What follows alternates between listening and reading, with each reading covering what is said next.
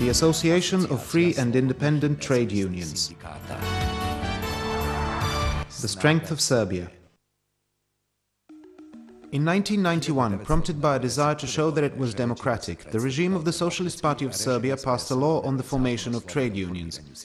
Independent local trade unions started being organized. In IMT, Lola and Teleoptik in Belgrade, Zastava in Kragujevac, the aluminum rolling plant in Sevojno, Sloboda in Čačak, the Prvi Partizan factory in Užice, and subsequently local syndicates in Kraljevo and other areas. IMT's Independent Trade Union was formed in 1991. The reason was simple.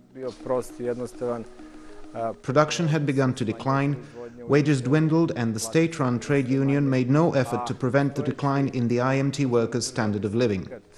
Ni pokušao da spreči taj jedan pad standarda koji su radnici IMT-a imali. Here we are in the automobile factory compound. Here the first independent trade union was registered in 1991. Here the first protests took place in 1991.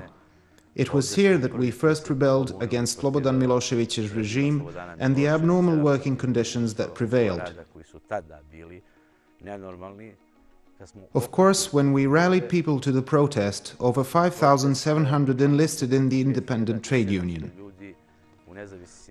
This isolated and poorly linked island of freedom was unable to defend itself effectively against what was to follow: war, poverty, the looting of factories, corruption and crime, hyperinflation and repression. In the broad masses of society and in the workers' movement, the idea of resistance began to grow. And in 1996, this idea that had been kept in check suddenly burst forth and was courageously expressed in a revolt by the independent trade unions and the workers. Namely, in that year, in IMT, a strike took place that, through the perseverance and unity of the workers, signaled a real turnabout. It began as a classical strike and lasted 60 days. It evolved into an 8-day hunger strike,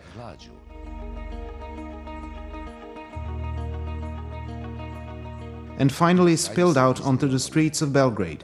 The people's determination finally shattered the authorities. All the workers' demands were met, and the road to subsequent victories was open.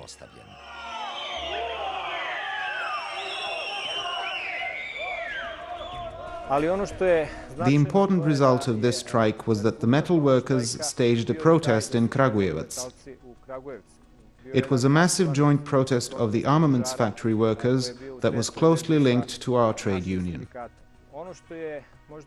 A prominent landmark during that period was the great strike of the Belgrade city transport drivers, who were members of the association, which led to the regime revealing its true bestial face.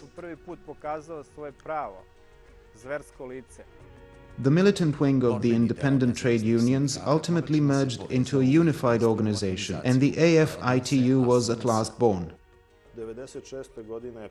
In 1996, it became clear that of the two existing, relatively powerful trade union organizations, one was controlled by the regime, which only served to check the workers' discontent, prolonging the agony in which everyone found themselves. The vast majority of the population was suffering in hardship, while the small layer of the political oligarchy amassed wealth at their expense. On the other hand, the other trade union organization was more preoccupied with faking its role with the regime than really waging a struggle against it. It was necessary to unite the trade union forces that truly intended to fight against such a regime and its wrongdoing, and force Milošević and his system to step down. The new, more militant trade union association extended the aims of its struggle for workers' rights over a broader plane. From then on, there was one sole objective: to bring about the downfall of Slobodan Milošević's regime. When the demonstrations started before the end of the first month of the strikes, the Association of Free and Independent Trade Unions and the students from the University of Niš brought several tens of thousands of workers and students onto the city square. More than 10,000 people from the Niš electronic industry from one direction, from the machine industry and Jastrebac from the other end of the city, began moving towards the city square. It was a magnificent scene, and this perhaps marked the turning point to the protests in Niš. For the first time, the trade unions engaged in an open political battle, and the winning combination that at the time seized the upper hand on the streets of Belgrade became known as the Big Workers and Peasants Coalition, the Democratic Coalition Together.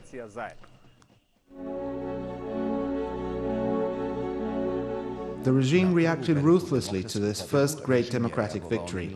The pressure and threats used until then now grew into open and brutal violence. Many trade union activists were persecuted because of their activities. Some of them lost their jobs. The police took them in for questioning, and there were countless arrests, pressure and threats. They sent in their special operation police units, which beat up the strikers. They even beat up women. They arrested the strike leaders and in this way tried to suppress the workers' revolt. Ja samo moram da kažem da sam čak preko 70 puta... I can say that the state security took me in for questioning from my office and my home 70 times. Od strane državne bezbednosti na informativne razgovore. The day of the final settlement of accounts was drawing near. All the democratic forces in Serbia united. The Association of the Free and Independent Trade Unions was again at the forefront of the final rebellion. Before the events of the 5th of October in Serbia, the Association of Free and Independent Trade Unions called on the workers of Serbia to a general strike.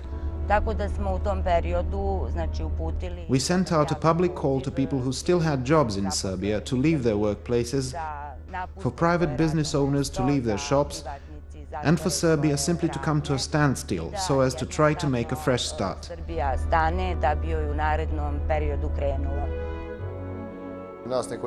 Several of us from Lazarevac set out for the Kolubara strip mines to bring the coal production to a halt. 5 of us set out to the eastern and western fields, and we simply entered the dispatch center and, in agreement with several colleagues from the coal fields, we brought production to a standstill.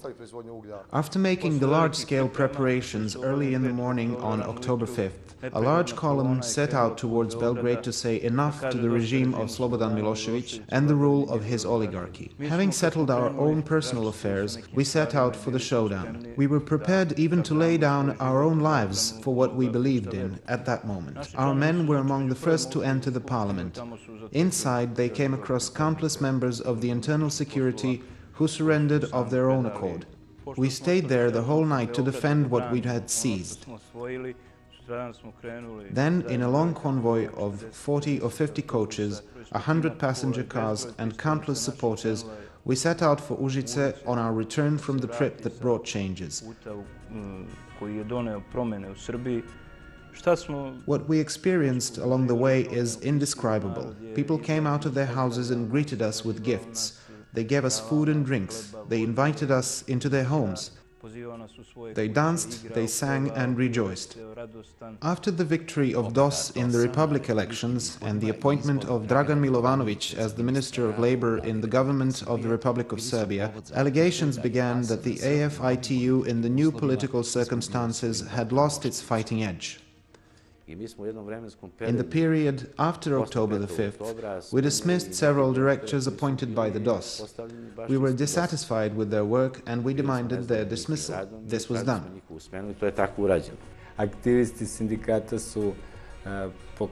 Some activists in the trade unions launched strikes that were in direct conflict with the government's interests. This was inevitable. Not everything can be in harmony all the time. If there were no trade unions, perhaps we would begin to take things easy. Everything the trade unions are now doing encourages us, the government, to improve our work. If the need arises again, we shall move our membership and the workers to go out onto the squares and the streets. Just as we oppose the socialists and the communists, we shall oppose this government too if what we agreed to, what they promised in their policies and programs, is not fulfilled.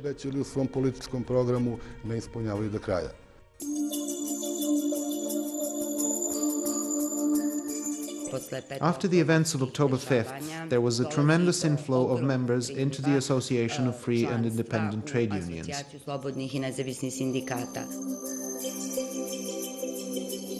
We are now at a stage where we must stabilize the trade unions because we have experienced a tremendous expansion and increase in our membership and the number of new trade unions. A great deal is invested in the organization and education of activists who have joined us in the past 2 years.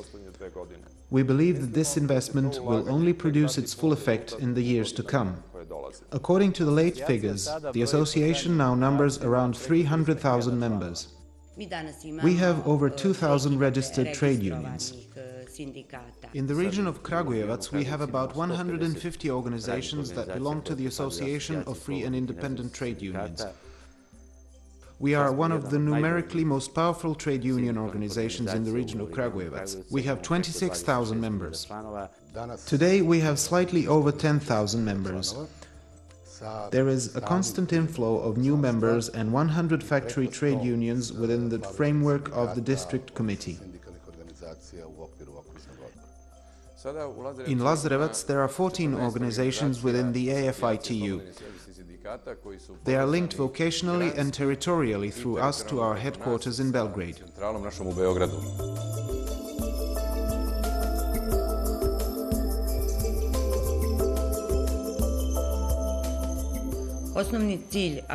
The basic aim of the AFITU in the coming period is to become the largest trade union organization in Serbia.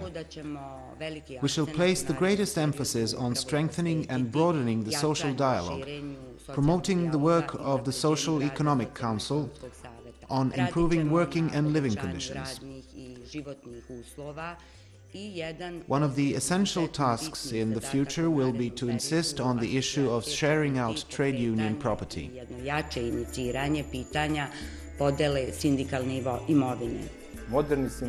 Trade unions are actively involved in politics. They support political parties. They even have their own political parties. Through politics, they strive to accomplish the fundamental aims for which trade unions were founded. We believe the association will move in that direction. Very soon it will become one of the important political factors in this country.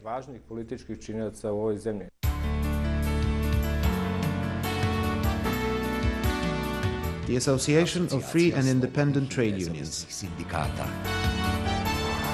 The second Congress at the Trade Union Federation Hall at 11 a.m. on October 5th.